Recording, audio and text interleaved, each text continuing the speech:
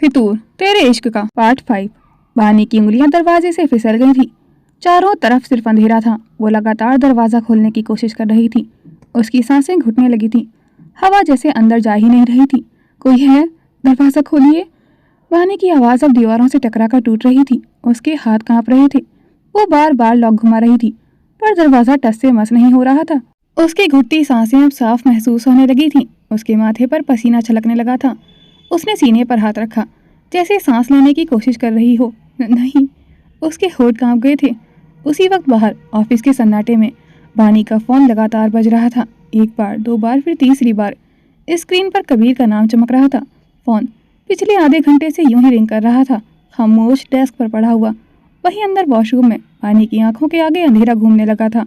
उसके कान में आवाजें गूंजने लगी थीं। उसने दीवार का सहारा लिया। पैर जवाब दे चुके थे उसके। मुझे बाहर जाना है, कोई है, प्लीज हेल्प। उसके शब्द अधूरे रह गए थे। उसका शरीर फर्श की तरफ झुक गया था। सिर भारी हो गया था। उसकी सांसें टूटने लगी थीं। वो चक्कर आने की वजह से लड़खड़ाने लगी थी। उसी पल दरवाजे पर जोर का धक्का लगा। नानी, किसी की घबराई हुई आवाज गूंजी और अगले ही पल एक जोरदार आवाज के साथ दरवाजा खुल गया था। पानी का शरीर हवा में झूल रहा था। वो गिरने ही वाली थी कि तभी किसी की मजबूत बाहों ने उसे थाम लिया था। हे, देखो मुझे, बानी। उसका सर किसी के सीने से टिक गया था। उस शख्स की गर्म सांसें उसके चेहरे पर महसूस हो रही थी, पर बानी की पलकें बंद हो चुकी थी। वो बेहोश हो चुकी थी। उस शख्स ने उसे अपनी बाहों में और कस लिया था। हे बानी, उसकी आवाज कांप रही थी। उसने तुरंत अपना कोट उतारकर बानी के कंधों के चारों ओर लपेट दिया था। उसका शरीर ठंडा पड़ चुका था। सांसें बहुत हल्की थीं, जैसे किसी भी पल रुक जाएंगी। शिट, उसने धीमी आवाज में कहा और एक हाथ से उसका चेहरा थाम लिया था। अंगूठा उसकी ठुड्डी के नीचे टिकाया। आंखें खोलो, बस एक बार। पर बानी होश में ही नहीं थी। उसने बानी को गोद में उठाया और अपनी कार में उसे हॉस्पिटल ले गया था। हॉस्पिटल के इमरजेंसी कॉरिडोर में सफेद रोशनी जरूरत से ज्यादा तेज लग रही थी। सारांश स्ट्रेचर के साथ साथ चल रहा था। उसकी उंगलियां भी बानी की हथेली को पकड़े हुए थीं। जैसे छोड़ा तो वो फिर से फिसल जाएगी। उसी अंधेरे में बीपी चेक करो, ऑक्सीजन। डॉक्टर की आवाज़ें उसके कानों से टकरा रही थी, पर सारांश की नजर सिर्फ बानी के चेहरे पर थी। वो इतनी शांत लग रही थी कि उसका डर और बढ़ गया था। दरवाजा बंद हुआ और सारांश बाहर खड़ा रह गया था। कुछ मिनट या यूं कहें, उसके लिए शायद जिंदगी के सबसे लंबे पल थे, जो उसे बेचैन कर रहे थे। कुछ देर बाद डॉक्टर बाहर आए। मिस्टर सारांश। वो तुरंत उनके सामने खड़ा हो गया था। वो ठीक है ना? डॉक्टर ने फाइल बंद की। घबराने वाली कोई बात नहीं है। सारांश की सांस जैसे आधी लौट आई थी। फिजिकली पेशेंट बिल्कुल स्टेबल हैं, डॉक्टर बोले, लेकिन लगता है किसी पुराने ट्रॉमा या क्लोज्ड स्पेस फोबिया की वजह से उन्हें एंजाइटी अटैक आया था। अंधेरा, लॉक होना, यही ट्रिगर हुआ होगा। सारांश ने आंखें बंद कर ली थी, जैसे अब उसे सुकून की सांस आई हो। हमने उन्हें इंजेक्शन दे दिया है, कुछ देर में होश आ जाएगा, डॉक्टर ने सारांश की ओर देखते हुए कहा। लेकिन अभी उन्हें अकेला मत छोड़िएगा। सारांश ने बिना बोले सिर हिला दिया था। वहीं दूसरी तरफ सिंघानिया मैंशन में कबीर का गुस्सा हर पल बढ़ रहा था। फोन उसके कान से चिपका हुआ था। एक कॉल, फिर दूसरी। स्क्रीन पर वही नाम, बानी शर्मा, पर हर बार कोई जवाब नहीं था। कबीर ने दांत भींच लिए थे। कमाल है। उसने फिर कॉल लगाया, पर हर की तरह रिंग गई, पर रिसीव नहीं हुआ था। उसकी उंगलियां कांप रही थी, पर आंखों में ठंडा गुस्सा जम चुका था। तुम खुद को समझती क्या हो बानी शर्मा? उसकी आवाज कमरे में गूंज गई थी। कबीर लगभग बानी को 30वीं बार कॉल कर रहा था, पर अगले ही पल उसका सब्र जवाब दे गया था और उसने फोन फेंक दिया था। फोन दीवार से टकराकर जमीन पर बिखर गया था। स्क्रीन चकनाचूर हो गई थी। कबीर की सांसें तेज थीं।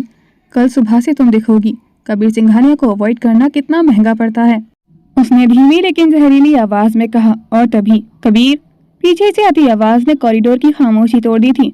मानव तेज कदमों से उसकी तरफ आया था। चेहरे पर गुस्सा साफ था। तू पागल हो गया है क्या? उसने धीमी लेकिन सख्त आवाज में कहा। एक एम्प्लॉय के लिए तू मिस्टर एल्बर्ट को बीच मीटिंग में छोड़ आया? उसकी आंखें तमतमाई हुई थी, सिर्फ इसलिए कि उसने तेरी कॉल रिसीव नहीं की। कबीर ने उसकी तरफ देखा। उसकी आंखों में थकान थी, डर था, और कुछ ऐसा भी जो मानव ने पहले कभी नहीं देखा था। अगले ही पल कबीर ने उसका कॉलर पकड़ लिया। मुझे उसकी कोई परवाह नहीं है। उसकी आवाज शांत थी, पर भीतर उबलता हुआ गुस्सा था। मानव ने झटके से उसका हाथ पकड़कर कलाई से अलग किया। झूठ मत बोल। उसकी आवाज अब और सख्त हो गई थी। तेरी आंखें कुछ और कह रही हैं कबीर। कबीर ने एक पल के लिए नजरें हटा ली थी। जब वापस मानव की तरफ देखा तो वही पुराना कंट्रोल कबीर नहीं था। उसने मेरा कॉल रिसीव क्यों नहीं किया? उसकी आवाज पहली बार हल्की सी डगमगाई हुई थी। वो मुझे, द कबीर सिंघानिया को अवॉइड कैसे कर सकती है? मानव ठिठक गया था। तुझे उससे इतना फर्क क्यों पड़ रहा है? उसने धीमे से पूछा। तू प्यार तो नहीं कर बैठा कहीं बानी से? कबीर के झपड़े भिज गए थे। प्यार, उसके होठों पर कड़वी मुस्कान आ गई थी, और वो भी उस लड़की से जिसकी कोई हैसियत ही नहीं। फिर फोन क्यों तोड़ा? मानव ने सीधा सवाल किया। फिर 30 कॉल क्यों किए? कबीर के पास जवाब नहीं था। कुछ सेकंड की खामोशी जो उसके लिए किसी सजा से कम नहीं थी। वो मेरी एम्प्लॉय है, कबीर ने आखिरकार कहा, और वो मुझे इग्नोर नहीं कर सकती। मानव ने गहरी सांस ली। कुछ सेकंड तक कबीर को देखता रहा, फिर बेहद थकी हुई लेकिन सीधी आवाज में बोला, कबीर, रात के 1 बजे कौन तेरी कॉल रिसीव करेगा? कबीर के चेहरे पर जमी सख्ती एक पल को डगमगाई थी। घड़ी पर नजर गई तो 1:07 हो रहे थे। मानव ने आगे कहा, ऑफिस आवर्स खत्म हो चुके हैं और तू उसे ऐसे ट्रीट कर रहा है जैसे वो 24 घंटे तेरे कंट्रोल में हो। कबीर ने मुंह मोड़ा, आवाज में चिढ़ थी। वो जानती है मुझे कब कॉल करना चाहिए। मानव ने शांत लेकिन तीखी आवाज में कहा, तू जानता है कि तुझे इस वक्त वो भी एक लड़की को कॉल नहीं करनी चाहिए? कबीर की उंगलियां मुट्ठी में बदल गई थीं। मानव ने सिर हिलाया और बोला, वो इंसान है, तेरी प्रॉपर्टी नहीं, जो तू जब चाहे उसे काम करने के लिए कहे। ये शब्द सीधे कबीर के दिल के अंदर उतर गए थे। वो वहीं खड़ा रह गया था, बिखरे फोन के टुकड़ों के बीच और उस एहसास के साथ जिसे वो नाम देने से डर रहा था। और उसी वक्त सिटी हॉस्पिटल में पानी बेहोशी में भी उस आदमी का नाम ले रही थी जो खुद को उसकी जिंदगी का सबसे बड़ा हकदार समझ रहा था। हॉस्पिटल के उस साइलेंट कमरे में ड्रिप की हल्की टिक टिक के बीच सारांश कुर्सी पर बैठा हुआ था। उसकी उंगलियां भी बानी की हथेली को थामे हुए थी, जैसे डर हो कि छोड़ा तो वो फिर कहीं खो न जाए। उसकी नजर बार बार बानी के चेहरे पर जाती, इतनी शांत, इतनी नाजुक, जैसे वो ठीक से बोलना भी नहीं जानती हो। इस पल में वो एम्प्लॉय नहीं लग रही थी और यह एहसास सारांश को अंदर से बेचैन कर रहा था। अगली सुबह की हल्की रोशनी खिड़की से छनकर अंदर आ रही थी। बानी की पलकें हिली, पहले धीमे फिर खुल गई थी। उसकी नजर सबसे पहले ड्रिप पर पड़ी, फिर नीचे। उसके हाथ किसी ने थाम रखा था। वो चौंकी, नजर ऊपर उठी तो देखा सारांश उसके सामने बैठा हुआ है। एक सेकंड के लिए उसकी आंखों में अजीब सा भाव आया था और अगले ही पल उसने झटके से अपना हाथ पीछे खींच लिया था। उसके हाथ खींचने से सारांश की नींद टूट गई थी। वो हड़बड़ाकर सीधा हुआ और उसे होश में देखकर उसके चेहरे पर राहत फैल गई थी। थैंक गॉड, वो हल्की मुस्कान के साथ बोला, तुम होश में आ गई बानी। बानी थोड़ा पीछे सरक गई थी, आवाज में वही पुरानी दूरी थी। मैं यहाँ कैसे सर? सारांश ने आराम से उसे समझाया, कल तुम वॉशरूम में लॉक थी और मैं कुछ जरूरी फाइल्स लेने कंपनी गया था। मनोज अंकल दरवाजा खोल रहे थे।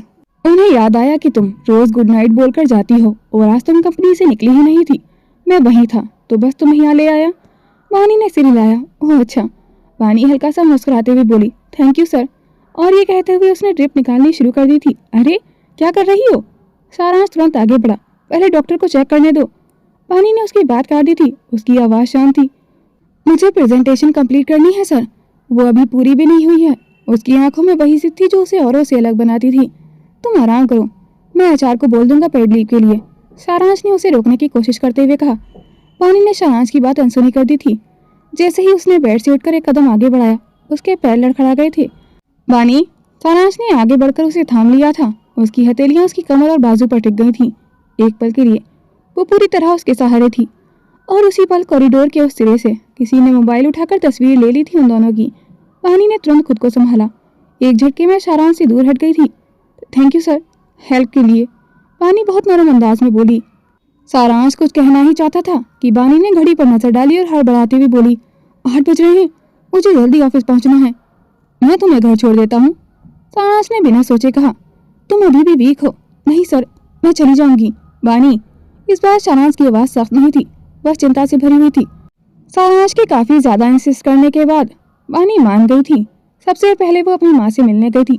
हॉस्पिटल के कमरे में हल्की पीली रोशनी थी और कोने में दादी वानी की माँ के बाल बड़े प्यार से बांध रही थी। वानी की माँ गोद में एक छोटी सी डॉल लिए बैठी थी। उसी डॉल को सीने से लगाए बच्चों जैसी आवाज़ में कह रही थी, माँ, वानी बड़ी होकर मुझसे दूर चली जाएगी ना, फिर मैं उसके बिना कैसे रहूंगी? दरवाजे पर खड़ी वानी के होठ पर एक हल्की सी मुस्कान आ गई थी, पर उसकी आंखों में आंसू भी थे। वो धीरे से अंदर बढ़ी। माँ, उसकी आवाज़ सुनते ही रत्ना जी का चेहरा बदल गया था। उनकी आंखों में डर उतर आया था। उनके हाथ कांपने लगे थे। उन्होंने डॉल को और जोर से सीने से चिपका लिया था। माँ, वो दादी की तरफ इशारा करते हुए चीख पड़ी थी, इससे कहो यहाँ से निकल जाए, ये चुड़ैल है, मेरी बानी को मुझसे छीन लेगी। वानी ने कदम आगे बढ़ाई। उसकी आवाज़ बेहद नरम थी। माँ, मैं नहीं छीनूंगी आपकी बानी को, लेकिन अगले ही पल रत्ना जी ने पास रखी टेबल के पास से कुछ उठाया और पूरी ताकत से उछाल दिया था और वो चीज बानी के सिर से टकरा गई थी। बानी लड़खड़ा गई थी। उसी वक्त दरवाजा खुला। रत्ना जी की आवाज सुनकर नर्स अंदर आ गई थी। मैम, उसने तुरंत बानी को थामते हुए कहा, आपसे मना किया था ना, आप उनके सामने नहीं आ सकती। नर्स ने बानी को धीरे धीरे कमरे से बाहर निकालना शुरू कर दिया था। पीछे रत्ना जी की आवाजें गूंज रही थी, मेरी बानी को ले जा रही है, मेरी बानी। और बाहर कॉरिडोर में खड़ी बानी चुपचाप अपनी आंखों की नमी छुपा रही थी। उसने अपने आंसू पोंछे और खुद को संभाला, क्योंकि वो जानती थी अब उसके आंसू पोंछने वाला कोई नहीं था। कॉरिडोर से निकलते ही बानी ने एक गहरी सांस ली। वो सीधे कैंटीन की तरफ बढ़ी। कांच के काउंटर के उस पार रखे सैंडविच उसे भूख से ज्यादा एक जिम्मेदारी की तरह दिख रहे थे। उसने जल्दी से 2 सैंडविच और एक जूस लिया। एक ट्रे नर्सिंग स्टेशन तक ले गई थी। ये माँ और दादी के लिए हैं। उसने पास खड़ी नर्स को ट्रे पकड़ाते हुए कहा। आवाज में ना रिक्वेस्ट थी ना उम्मीद, बस एक भरोसा था। नर्स ने सिर हिलाया और बोली, हम दे देंगे। बानी ने कुछ नहीं कहा। वो खुद एक सैंडविच लेकर खिड़की के पास खड़ी हो गई थी। 2-3 बाइट्स बिना स्वाद महसूस किए खा लिए थे। घड़ी देखी, वक्त तेजी से निकल रहा था। वह जल्दी से हॉस्पिटल से निकल गई थी। घर पहुंचते ही उसने बैग एक तरफ रखा। नहाते वक्त गर्म पानी उसके कंधों से बहता रहा था और उसके साथ उसके दिल का दर्द भी। बाहर आकर उसने जल्दी से पिंक कुर्ता और जींस निकाली। आईने के सामने आकर जैसे ही उसने बाल पीछे किए, उसकी नजर माथे पर गई। वह हल्का सा नीला निशान था। एक पल में उसकी माँ की तस्वीर उसकी आंखों में उतर आई थी। जब वो उसकी उंगली में जरा सी कट पर भी घबरा जाती थी। दर्द तो नहीं हो रहा बच्चा, देखने दो बानी, संभल कर चला करो। और आज वही माँ उसकी परछाई तक देखना नहीं चाहती थी। बानी ने पल भर के लिए आंखें बंद कर ली थी। आंसू बस किनारे तक आए पर गिरे नहीं थे। उसने झटके से आंखें पहुंची, लिप ग्लॉस लगाया, होठों को हल्का सा दबाकर खुद को आईने में देखा, एक नकली मुस्कान की। बानी, वो खुद से बोली, तुम कर सकती हो। कंपनी पहुंचते ही कुछ अजीब सा लगा था उसे। वो सीधी अपनी डेस्क तक गई और वहीं ठिठक गई थी। उसका बैग नहीं था, फाइल्स नहीं थी, डायरी पेन कुछ भी नहीं, यहाँ तक कि फोन भी नहीं था। उसने आसपास देखा। रश्मि? बानी ने धीरे से पूछा, मेरा सामान कहाँ है? रश्मि ने उसकी तरफ देखा भी नहीं था, बस उसका हाथ झटके से दूर कर दिया था। मुझे नहीं पता, उसने रूखेपन से कहा, जैसे किसी बात से नाराज हो। बानी शॉक रह गई थी। रश्मि, जो हमेशा उससे हंसकर बात करती थी, उसकी बेस्ट फ्रेंड थी, आज इतनी अजीब तरीके से बिहेव कर रही थी। वो कुछ समझ पाती उससे पहले एक मजबूत पकड़ उसकी कलाई पर थी। चलो। बानी ने चौंक कर ऊपर देखा। कबीर सबके सामने बिना कुछ सोचे उसका हाथ पकड़कर उसे अपने कैबिन की तरफ ले जा रहा था। ऑफिस के लोगों की निगाहें उन पर टिक गई थीं। मिस्टर सिंघानिया। बानी ने खुद को छुड़ाने की कोशिश की, पर उसने नहीं छोड़ा था। कैबिन का दरवाजा धड़ाम से बंद हुआ। बानी ने झटके से अपना हाथ छुड़ाया। ये क्या बदतमीजी है? उसकी आवाज गुस्से से भरी थी। मिस्टर सिंघानिया। कबीर ने एक पल के लिए अपनी मुट्ठी भींची, फिर धीरे से उसका हाथ छोड़ दिया था, जैसे खुद पर काबू पा रहा हो। कैबिन में खामोशी उतर आई थी और वो फैली खामोशी धीरे धीरे भारी होने लगी थी। कबीर ने एक पल बानी को देखा, फिर कदम बढ़ाई। 1-2 हर कदम के साथ उसकी आवाज और सख्त होती गई थी। कहाँ थी तुम कल रात? उसका लहजा धीमा था, लेकिन सवाल महक था, जैसे जवाब मिलना उसका अधिकार हो। बानी ने तुरंत नजर उठाई। आंखों में न झिझक थी न डर, सिर्फ गुस्सा था। मैं कहीं भी थी, उसने कटाक्ष के साथ कहा। आपसे मतलब? कबीर ठिठक गया था। मतलब? उसके होठों पर तीखी मुस्कान आ गई थी। तुम मेरी कॉल्स इग्नोर कर रही थी। 30 कॉल बानी, 30? तो? बानी ने एक कदम आगे बढ़कर कहा, क्या मैंने कोई गुनाह कर दिया कि मैंने रात के 1 बजे आपका फोन नहीं उठाया? कबीर की आवाज ऊंची हो गई थी। तुम मेरी एम्प्लॉय हो और इंसान भी। बानी ने तुरंत पलटवार किया। ऑफिस टाइम के बाद मेरा आपसे कोई पर्सनल कमिटमेंट नहीं है। कबीर ने उसकी बात पूरी भी नहीं होने दी थी और बोला, पर कॉन्ट्रैक्ट तो है ना हमारे बीच। उसकी आवाज में अचानक ठंडापन आ गया था, जैसे वो खुद को किसी तर्क के पीछे छुपा रहा हो। बानी की आंखें एक सेकंड के लिए ठहरी थी, फिर वो धीरे से उसकी तरफ मुड़ी। उसकी नजर में ना झिझक थी ना शर्म, बस सीधी साफ सच्चाई थी। जी, उसने बहुत शांत आवाज में कहा। मुझे पता है। कबीर के चेहरे पर हल्की सी तसल्ली आई थी, जो अगले ही पल टूट गई थी। मैं जानती हूँ, बानी ने शब्दों को साफ साफ तोलते हुए कहा, कि मैं आपकी कॉन्ट्रैक्टेड वाइफ हूँ। कमरे की हवा जैसे जम गई थी, लेकिन उसकी आवाज में भल्की सी धार थी। आप शायद भूल गए हैं। वो एक कदम और आगे बढ़ी, पर डर से नहीं, हक से। उस कॉन्ट्रैक्ट में साफ लिखा है कि लेट नाइट मैं ना तो आपसे मिलूंगी और ना ही आपके किसी क्लाइंट से। कबीर के चेहरे पर फिर गुस्सा आ गया था। आपका कंट्रोल ऑफिस आवर्स तक है मिस्टर सिंघानिया। बानी ने बिल्कुल सीधे कहा, मेरी जिंदगी पर नहीं। कुछ सेकंड दोनों एक दूसरे को देखते रहे थे। कबीर की मुट्ठियां फिर कस गई थी, पर इस बार गुस्से से नहीं, झुंझलाहट से। तो तुम मुझे बता रही हो कि मैं क्या कर सकता हूँ और क्या नहीं? उसने धीमी लेकिन खतरनाक आवाज में पूछा। वाणी ने बिना नजर झुकाए जवाब दिया, नहीं, मैं आपको आपका ही कॉन्ट्रैक्ट याद दिला रही हूँ। कबीर ने मेज पर हाथ मारा। मेरी कंपनी में काम करती हो तो मेरी कॉल उठाना तुम्हारी जिम्मेदारी है। नहीं, वाणी की आवाज सख्त थी। आपका कंट्रोल स्वीकार करना मेरी जिम्मेदारी नहीं है मिस्टर सिंघानिया। कबीर एकदम पास आ गया था, इतना कि उसकी सांसें पानी को महसूस होने लगी थी। तुम जानती भी हो तुम किससे बात कर रही हो? पानी ने 1 इंच भी पीछे कदम नहीं रखा था। बहुत अच्छे से जानती हूँ, उसने उसकी आंखों में डालकर कहा। एक ऐसे आदमी से जो समझता है कि हर चीज उसकी है। कबीर के जबड़े कस गए थे। मैंने तुम्हें केबिन में इसलिए नहीं बुलाया कि तुम मुझे लेक्चर दो, और आपने मेरा हाथ सबके सामने इसलिए पकड़ा, बानी ने तीखे सुर में कहा, क्योंकि आपको लगा आप ऐसा कर सकते हैं। बानी ने गुस्से में उसकी तरफ उंगली उठाई। और यही आपकी सबसे बड़ी गलती। उसके शब्द पूरे भी नहीं हो पाए थे। कारपेट के कोने में उसका हील हल्का सा फंस गया था। उसका शरीर आगे की ओर लड़खड़ा गया था। कबीर ने बिना सोचे हाथ बढ़ाया। अगले ही पल वो कबीर की बाहों में थी, और लड़खड़ाने की वजह से उसका माथा कबीर की छाती से टकरा गया था। उसकी उंगलियां अनायास ही उसकी शर्ट में मुट्ठी बना बैठी थी। कमरे की सारी आवाजें जैसे एक साथ थम गई थीं। और तभी उसके होठों के ग्लॉस का गहरा सा निशान कबीर की सफेद शर्ट पर साफ उभर आया था। दोनों की सांसें एक दूसरे से टकरा रही थीं। बानी ने जल्दी से पीछे हटने की कोशिश की, पर वो हट नहीं पाई थी। कमरे में कुछ सेकंड तक सिर्फ उनकी सांसों की आवाज थी। बानी की आंखें अभी कबीर की आंखों में अटकी हुई थीं। ना गुस्सा पूरी तरह बचा था और ना ही होश। कबीर की उंगलियां अनायास ही उसकी कमर के पास सख्त हो गई थीं, सिर्फ उसे गिरने से संभालने के लिए। लेकिन वो दूरी जो उन दोनों के बीच होनी चाहिए थी कहीं खत्म हो चुकी थी। तभी दरवाजा एक झटके से खुला। सर, मानव की आवाज आधे में ही टूट गई थी। पीछे से सारांश और मिस्टर अल्बर्ट भी अंदर आ चुके थे। तीनों की नजर एक साथ उस सीन पर जाकर जम गई थी। वाणी कबीर की बाहों में थी और उसके बाल कबीर की सफेद शर्ट के बटन में उलझे हुए थे। 3 बटन टूटकर नीचे कारपेट पर गिर पड़े थे और उसकी शर्ट पर वाणी के लिप ग्लॉस का गहरा निशान था।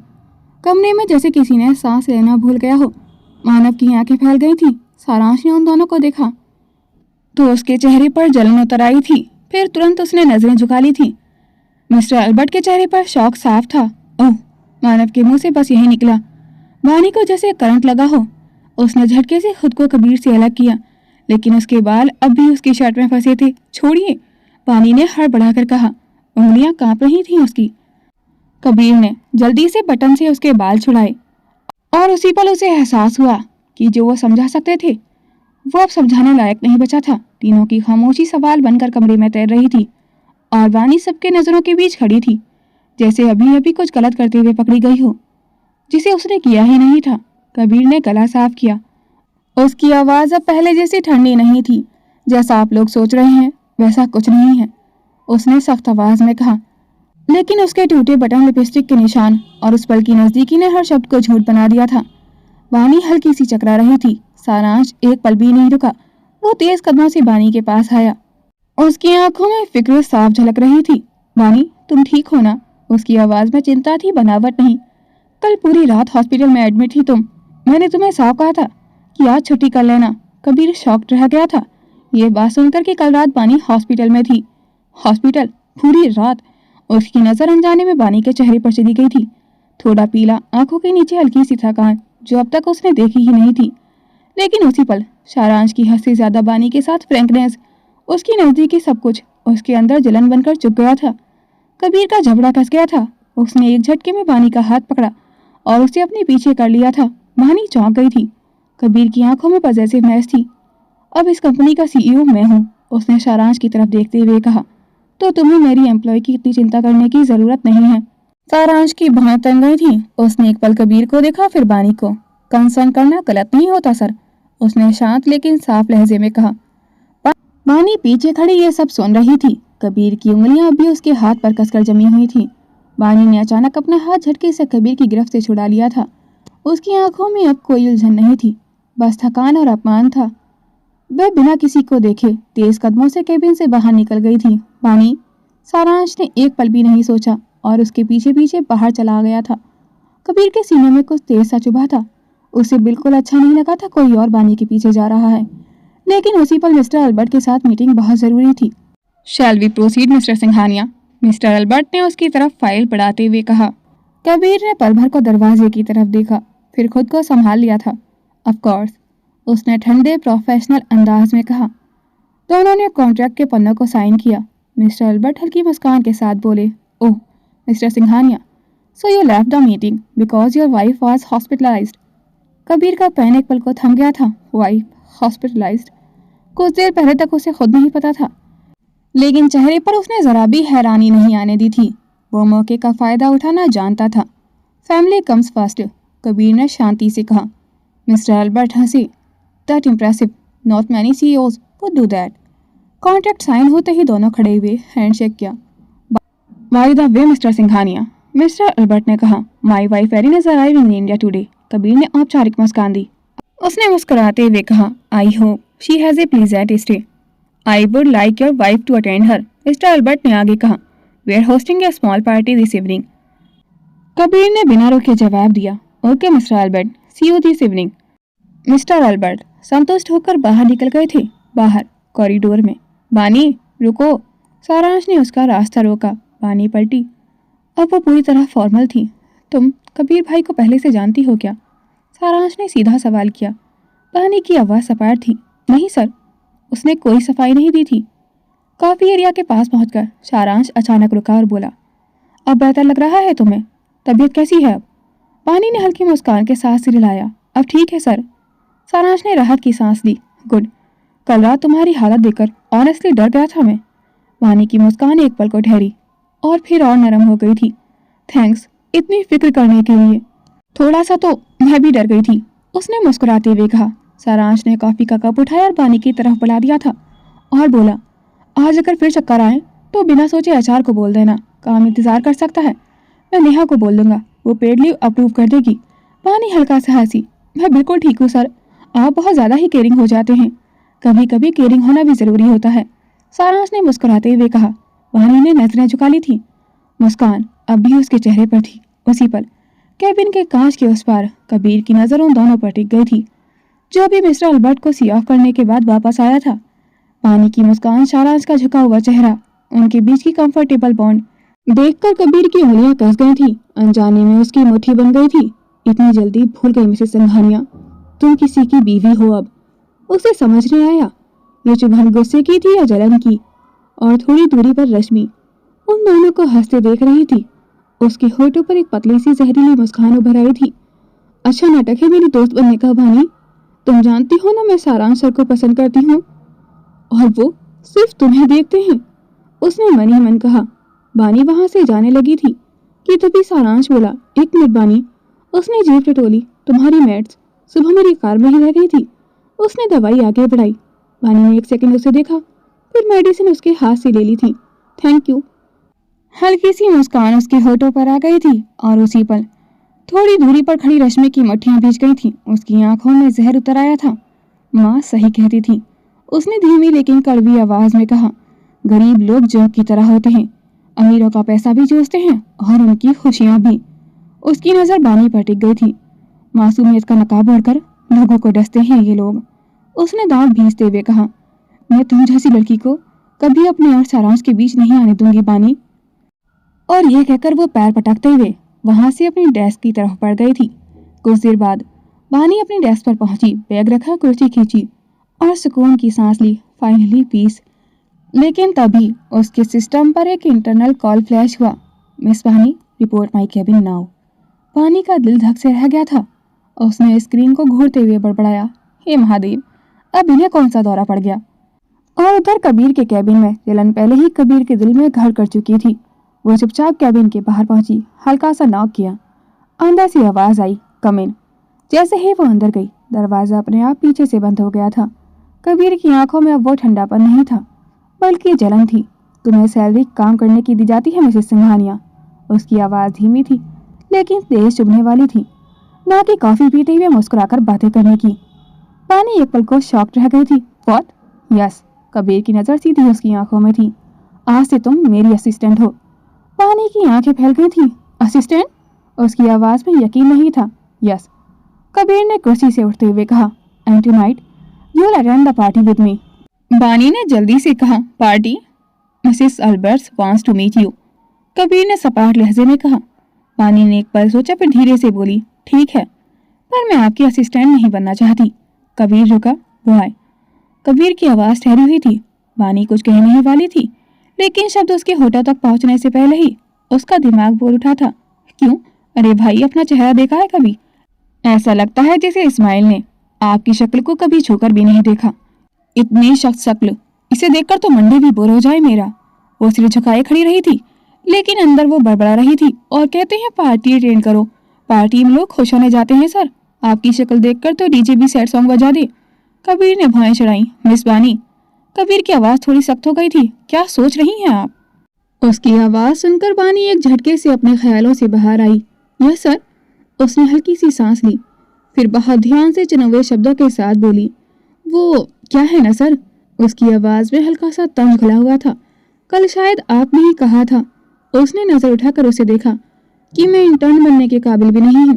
कबीर की आंखों में कल की बातें घूमने लगी थी, जो उसने बानी को नीचा दिखाने के लिए बोली थी। बानी आगे बोली, और आज तो आप मुझे असिस्टेंट बना रहे हैं। उसने तंज करते हुए कहा, जैसे अपनी इंसल्ट का बदला ले रही हो। तो मैं सोच रही थी, आपकी तबीयत तो ठीक है ना सर? उसकी आवाज़ नरम थी, लेकिन तीर निशाने पर लगा था। कैबिन में एक सेकंड के लिए हवा भी रुक सी गई थी। कबीर ने उसे घूर कर देखा, बिना पलक झपकाए। उसकी नज़र में गुस्सा नहीं था, बल्कि कुछ ऐसा था जिसे वह खुद भी नाम नहीं दे पा रहा था। फिर वो धीरे से बोला, मेरी तबीयत बिल्कुल ठीक है मिस बानी।